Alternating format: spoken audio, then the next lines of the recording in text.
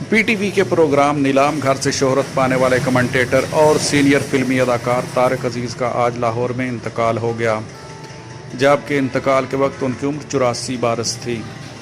गले में तकलीफ़ के बायस इनको लाहौर के निजी अस्पताल में लाया गया, जहां कुछ वक्त इलाज के बाद उनका इंतकाल हो गया। उन्हें कोई मोहलिक बीमारी नहीं थी। तारिक अजीज़ ने मुल्की सियासत में भी मकबूलियत इख्तियार की और वतन अजीज़ की खिदमत के लिए रुकन कौमी असम्बली के ओहदे पर भी फाइज रहे।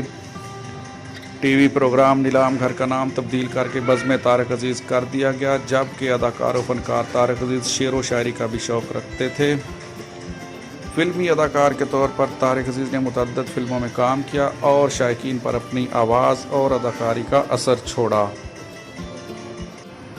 तारिक अजीज़ देखती आंखों और सुनते कानों को सोगवार कर गए।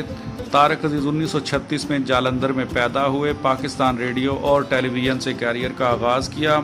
उन्होंने फिल्म इंसानियत, हार गया इंसान में काम किया और 2 निगार अवार्ड भी जीते।